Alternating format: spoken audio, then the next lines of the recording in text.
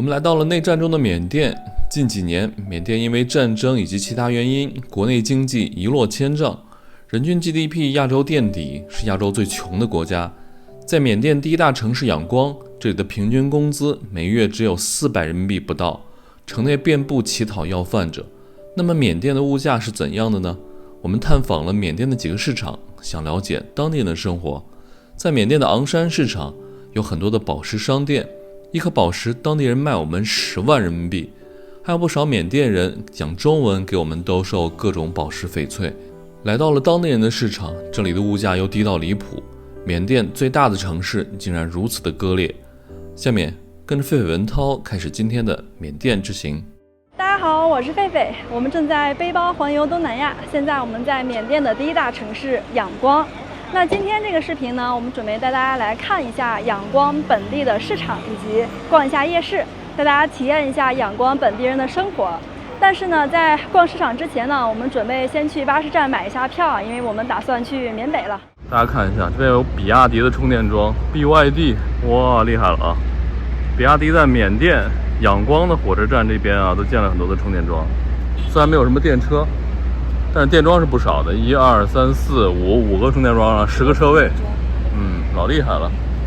其实我在仰光的街头看到了一些这个比亚迪的车，对，这边好像人买的那个 SUV 还挺多的，但是我不认识是宋还是唐，他们把后面那个，因为国内和国外的版本不太一样。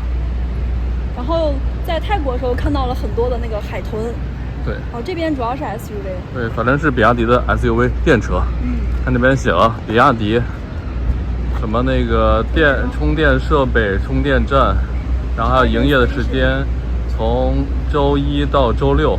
早7到晚9。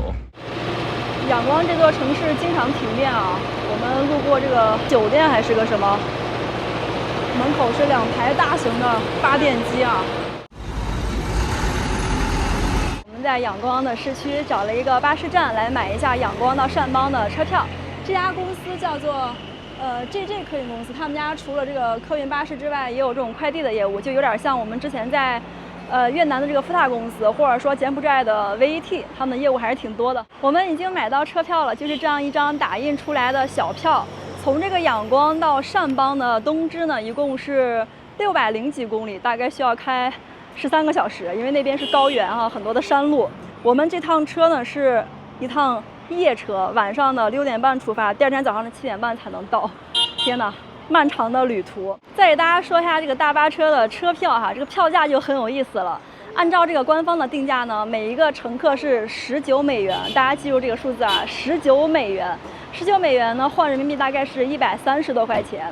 但是呢，他们这里哈，如果你拿缅币付的话，是按官方汇率给你算的，也就是1比2100，也就是说一个人呢需要给他付3万9，差不多4万缅币。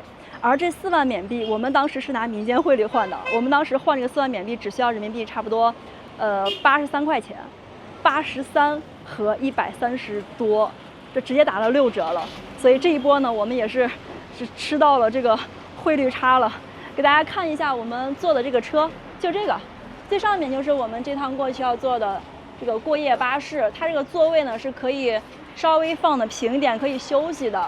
我们跟超哥3个人，我和文涛是订的这边的双人的，超哥订的是那边的单人的。但是我不知道它能放得多平哈，毕竟我们这个时间太长了，差不多有13个小时，漫长的一个夜巴呀。这个黄衣服的大哥知道我们要去缅北了，一直在看着我们笑，也不知道他是什么意思，感觉心里毛毛的。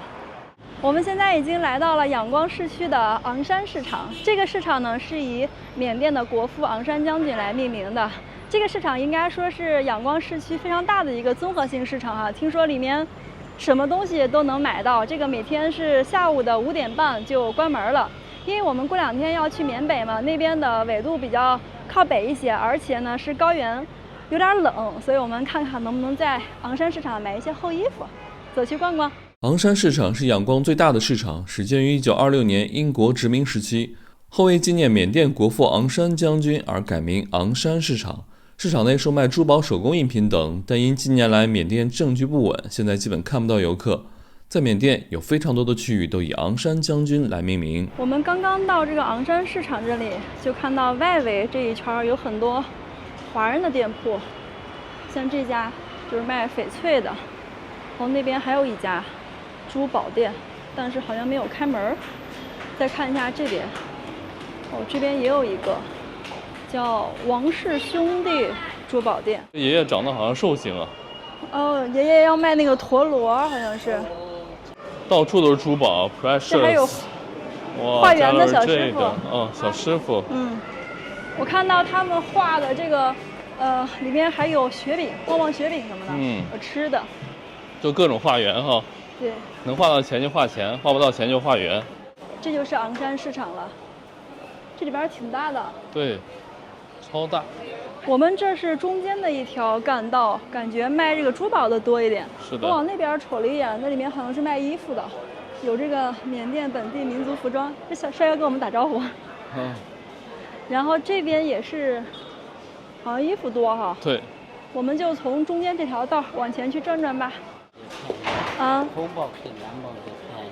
红宝石、蓝宝石便宜。便宜。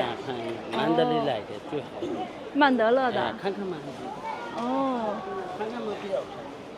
曼德勒来的。帅哥让我们看看，说看看又不要钱，他会中文。对。你敢去吗，超哥？这个人中文有点太溜了，也去了。看看嘛，比较钱，姐姐。那个哥们儿刚才把我们领的位置太深了，我们不敢去，还是在这个主市场里面逛一逛吧。大哥带我们走了几百米了，还没到店儿。对。然后他汉语又那么好，我们就有点害怕。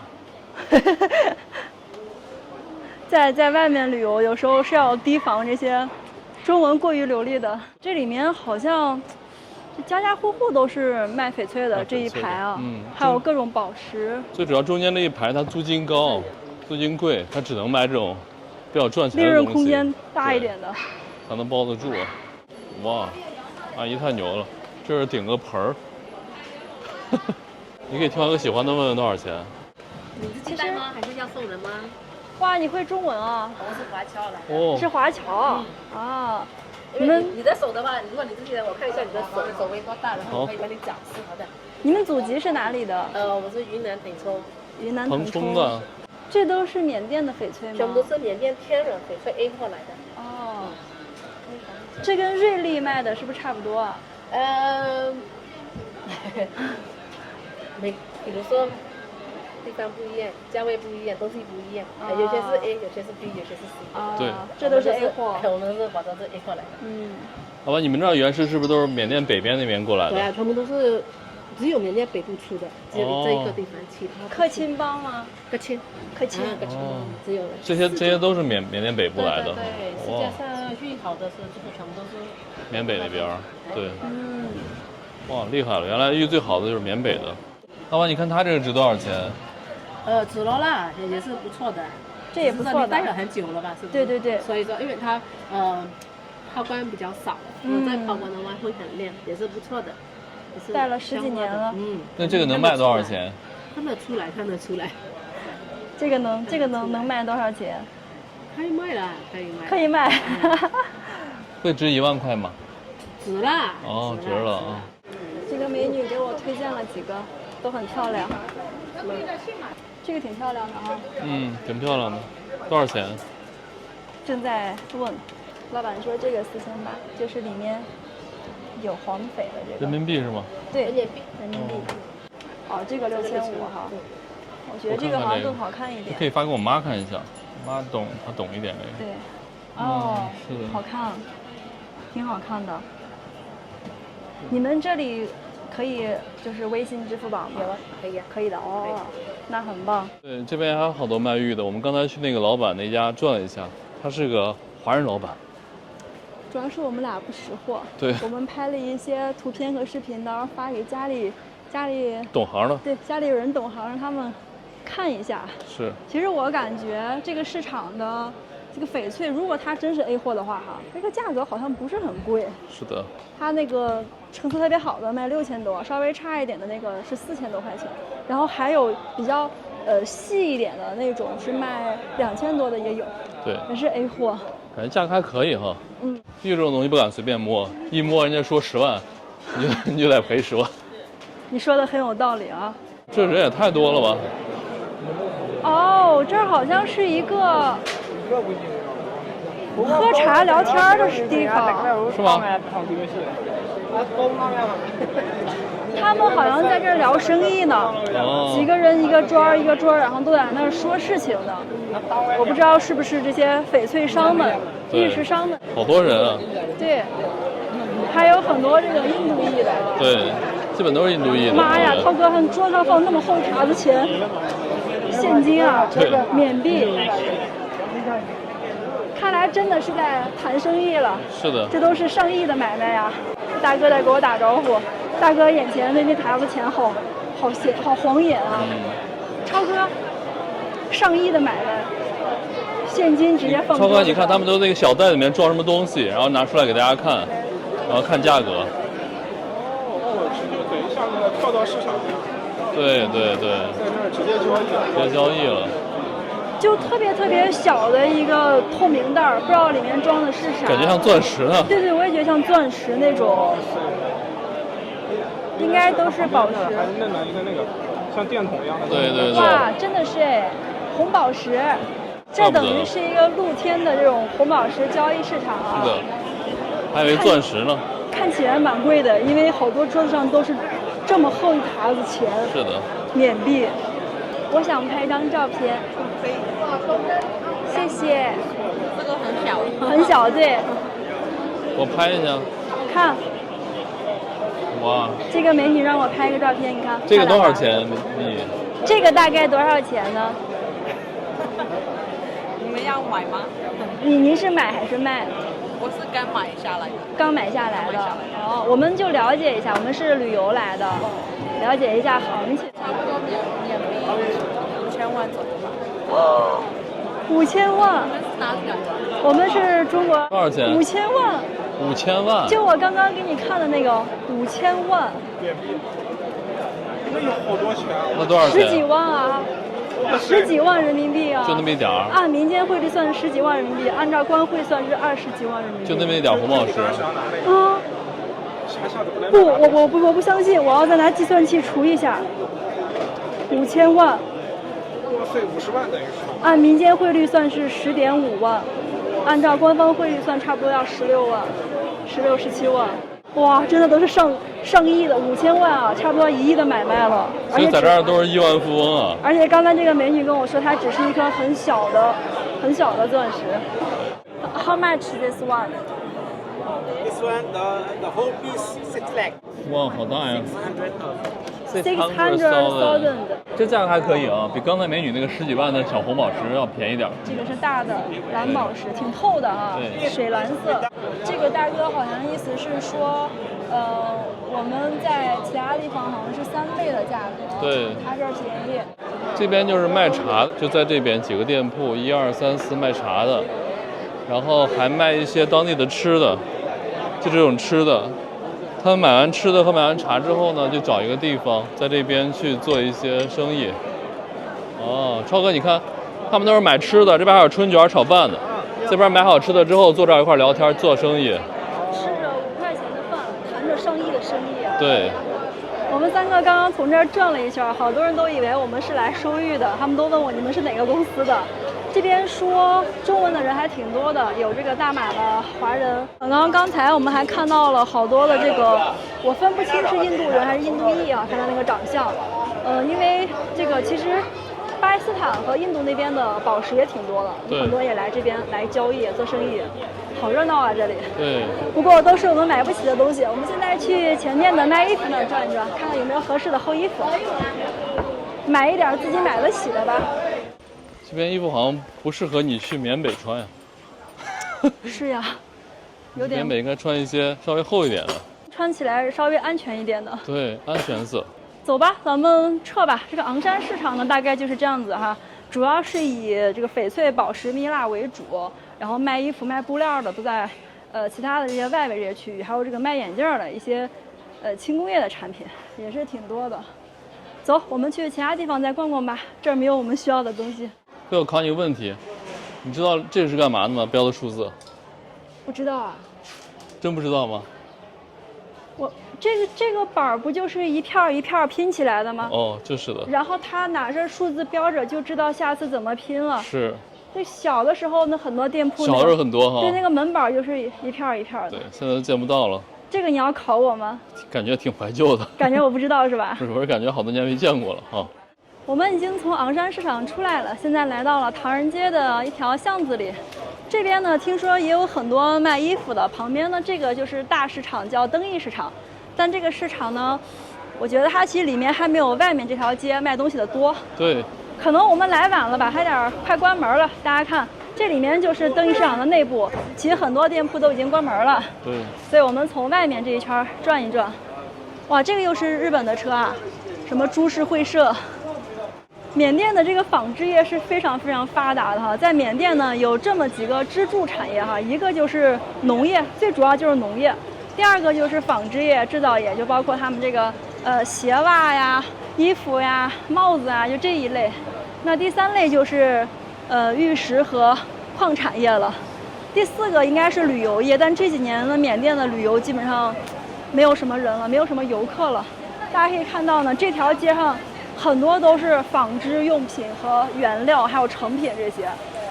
你看，这就是那个毛线。对，毛线。毛线。然后上面的这个应该也是这个对，毛线的一种。对，这个应该是往外面直接卖成品的。是的。我们再去前面看看。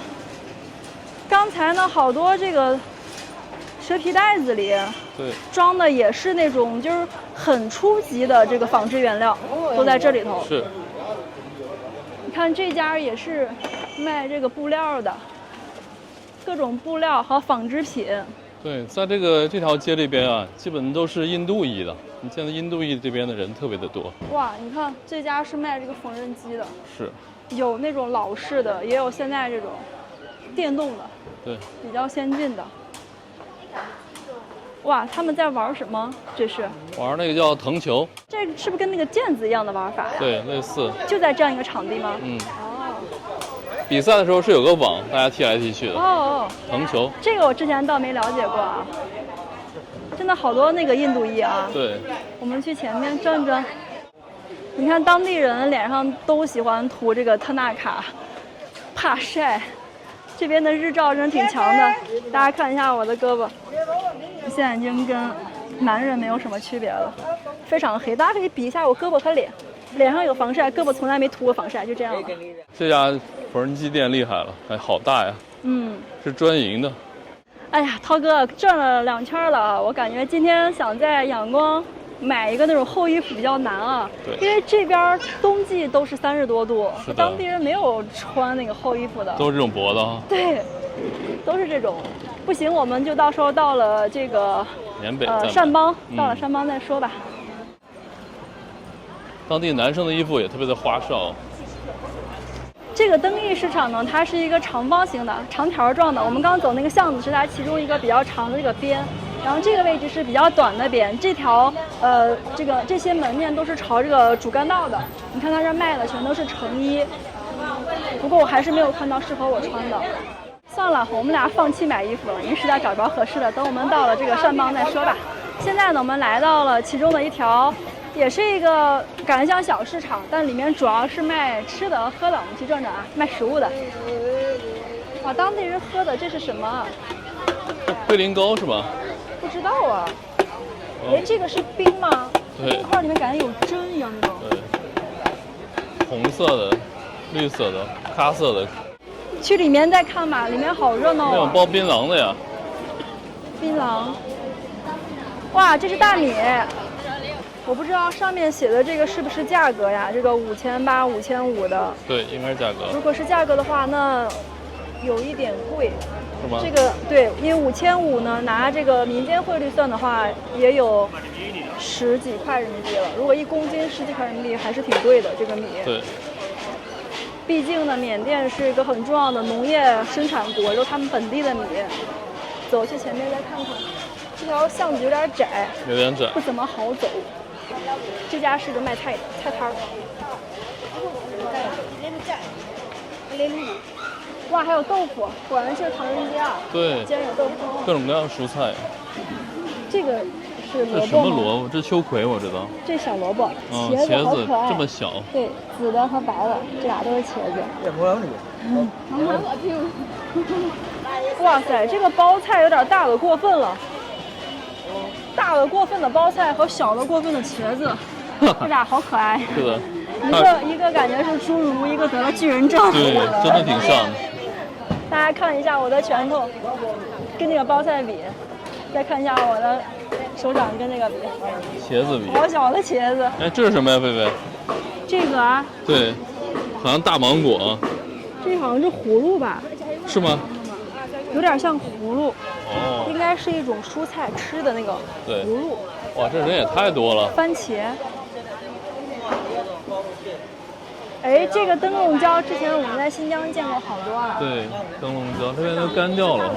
他们这儿卖好多辣椒，很多种的辣椒。缅甸人还挺爱吃辣的，所以这边辣椒种类特别的多。嗯。到这边这个包菜可能太大了，都切开4瓣卖的。哇，往里面走了点儿，终于能轻松点了。全是人啊！这边还有卖椰子的，好多卖椰子的。还有好多僧人在逛街。这鸡跟我们那儿鸡不一样，感觉会小一些。哦。我们从这条巷子里进来，走了大概有10分钟了啊。本来以为这是一条美食街，结果走进来之后呢，全都是卖菜的，当地人的一个菜市场。我们等一下那个超哥现在去前面那边玩去了。一会儿他过来之后呢，我们3个准备去找一条正儿八经的美食街，找一条夜市，我们正好解决今天晚上的晚饭。就说我们这儿站得这么臭呢，原来我们在市场的中间这位置啊是个厕所，然后厕所还有收费的。哇，这里面厕所就挺好的，这个味道有点绝。 20-30年前中国那种感觉啊。这厕所不错，车哥，老怀旧了。我们还不知道这个什么，然后旁边这个印度大姐跟我们说这是豆腐。原来印度人也会做豆腐。我们刚才在这边问一只鸡多少钱啊？就那边那个大哥们儿跟我说的哈，一只鸡大概是20块钱，一只鸡20人民币，9000一只鸡，价格怎么样？相当便宜，才20块钱不到。这个阿姨让我们买她的果酱呢，但是我们不敢买啊，她这个苍蝇有点多，主要是。啊 ，Thank you。涛哥，涛哥，哎，这个卖菜的大姐感觉有强迫症呢。对。你看这个菜，真的有强迫症。这个我看了是极度舒适。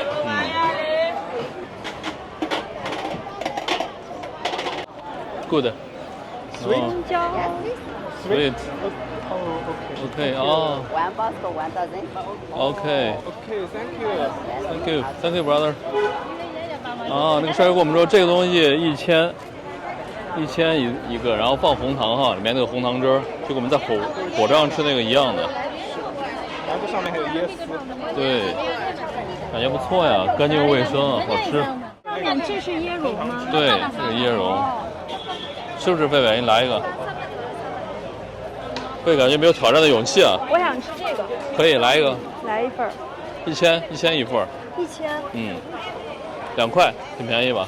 便宜，咱买一份就行了啊，尝尝。This one, yeah。它这个上面是不是要浇那个糖呢？对，浇糖。哦。啊，老板给你换了一个。对。哦，它给剪了一下，哇，好像是年糕啊。对，它就是年糕上面好像蘸了好多芝麻。有点像我们横街卖那个蜂蜜凉酱那种。对，哇，不错呀。哇，这好像是玫瑰酱哎。对。哇，还有椰蓉，最上面这层撒了椰蓉，跟这个一样。是。给了一个旗舰版。哇塞！太棒了，只要1000。Thank you。结束吧。每天最快乐的事情就是在仰光街头买，因为这边的物价让人极度舒适。这一大把香蕉呢是，8块多人民币一大把。刚才我问了一下，这个算贵的，它里面那种稍微小一点的板儿，就这种说是3000，就6块钱。哦， 6块钱一大把呀，哎呀大概有个那么20根左右吧。，对。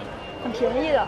所以说刚才他那个米和面还是搞错了是吧？那个价格。对，我本来以为那个大米是1公斤10几块，对后来我发现了它是一袋子，对那一袋子感觉有个10几20斤了，是的反正挺便宜的。本来我们就想着缅甸这边的东西感觉都很便宜，怎么米那么贵呢？原来是一袋子那样子，那就很便宜了。缅甸那边的车也不怎么让人，不但不让，还要对，加速鸣笛过来。在你前面抢着过。这片区域的印度裔特别多，所以呢，很多路口都修了这种印度的寺庙。我们看到了3、4座了。看一下仰光街头美食，这位美女应该是印度裔的。这个是油锅里面炸的东西，这个好像是淀粉和蔬菜的混合物，用手团成一团，然后放到锅里面油炸。炸好了之后就是上面的样子，就长这样。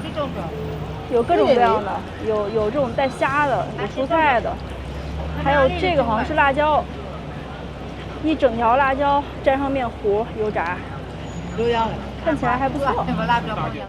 这边好多这种缝纫机，这大哥让我们来拍照呢。repairing. Oh, repairing. Oh, great. 修那个包包上的拉锁。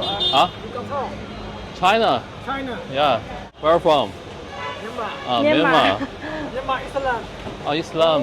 哦，啊，这个大哥也在修。哇，他们这儿每一个人感觉都是能工巧匠啊！你看这个脚，光脚踩，老厉害了。天哪！我们在仰光这个美食街这边转，这边有好多印度裔的美食，我们准备尝试一下。狒狒今天要决定尝试一下缅甸版的干净卫生。这个看起来不是很好吃的样子。走，我们去前面吧。你是不敢吃是吗？没有，我不是很想吃那个油炸的。我们到这儿之后发现好像是到晚上了吧，这边很多摊儿已经提前收摊了。很奇怪哈、对我本来觉得这个点儿，因为现在是快6点了，快天黑了，对，才应该出来摆摊儿才对，那好多摊儿都收了。是，不知道是不是因为宵禁的原因，大家都回去的比较早。对，哎，这个不错啊，狒狒。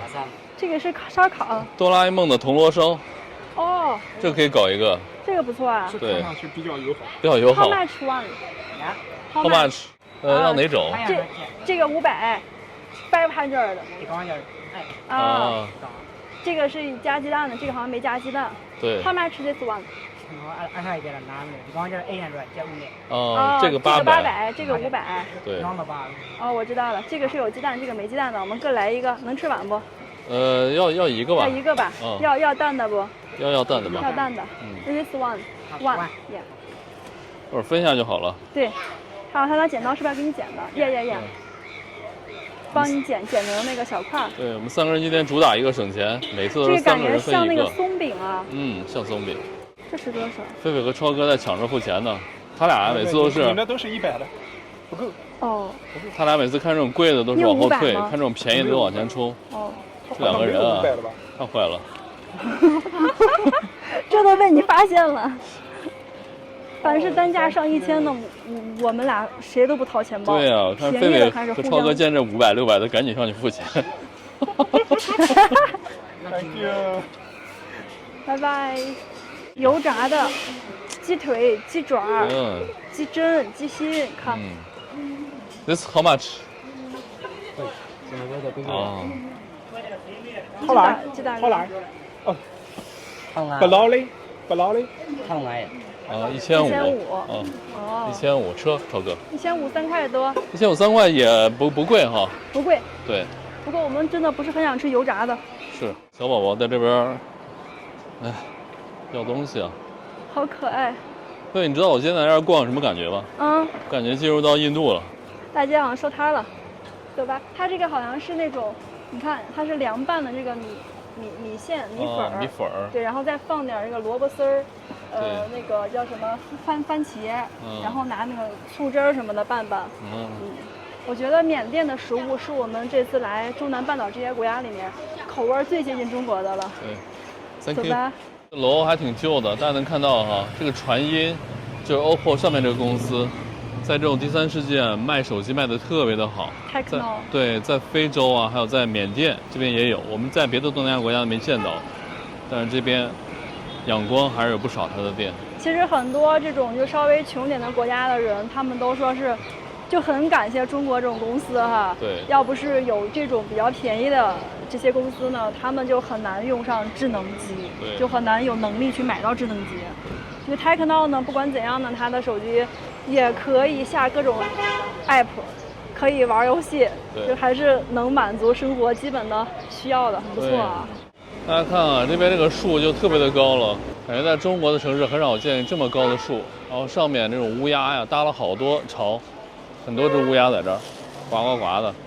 这个是咖喱和什么豆啊？咖喱土豆和什么豆弄在一块儿的美食。然后这好像炸春卷儿，都特别的好吃。超哥来了，超哥要不要来尝一尝？咖喱狂喜。这个很难。我今天早上吃过咖喱了。哦。How much？ 哦，1000， 2块钱一份，超哥给你来一份。这手抓饭吗？浇各种各样的吃的是吧？对，可以浇那个咖喱。哦，它这菜太多了，你看这鸡蛋啊、鸡腿儿，各种各样的香肠、卤味儿，哎，好吃的太多了。这份多少钱，超哥？这一份，正常要卖的话大概10块钱左右。哦，2000缅币。这边好吃的真多，又有刚才那个炸的，狒狒没买的，要不给你来一份，狒狒？还是买一个玉米吧？1000的，要几个？拿俩吧。拿俩？拿俩。你能吃了吗？可以。2个玉米 get， 一个人民币2块1，2块2，2块1。在这边买东西真的好危险。大家看，仰光有时候还是很割裂的。看这个仰光人民医院建得这么漂亮，这么气派。然后一街之隔的呢，就是这个唐人街这边，建筑还是有点破旧的。在缅甸仰光的街头，我们还看到了这样子的自行车啊，它虽然是自行车改造，但是它是 taxi， 它这种人力的这个营运车。它的这一侧就是普通的自行车，然后在自行车的右边，这边弄了一个这种工人坐的，所以它也是3轮了。然后这个位置可以坐2个人，这儿可以坐1个人，然后那个位置还能再坐1个。哇，连这个汽车的司机算上3个人。人家家长回来了，狒狒还在拍呢。我们3个在仰光的夜市转了一圈哈，买了一些零食，但是其他的很多的这个品种我们留着以后再尝试吧。我们依然来到了特别喜欢的这家麻辣烫店里，今天这个是19000缅币，差不多也就是40块人民币，又是一大盆儿。我们今晚的晚饭呢，就准备吃一个麻辣烫，然后再配上我们刚刚从夜市带过来的这2样小吃。这个我刚尝了一下，就是那个鸡蛋松饼，这超哥点的呀，鸡蛋松饼。它就是鸡蛋味儿特别重，挺好吃的。然后这个我还没尝，我要不要来一块儿？来一块儿尝尝。这个好像是，就有点像年糕，对，它是大米做的，然后上面撒了椰蓉。这是红糖汁吗？好吃哈。这个好好吃，它是玫瑰糖浆。甜甜的，哇，这味道不错。看来缅甸的干净卫生，味道不错呀。这一块有这个椰蓉的。好了，我们就准备干饭了。这个视频就先到这里结束啦，大家再见。这边要饭的小孩真多呀！我刚在这边坐着，玉米还没吃呢，然后过来一个印度的美女，然后她带着孩子问我要东西吃，然后我把玉米给她了1个，刚给的旁边有个小姑娘过来问我要吃的。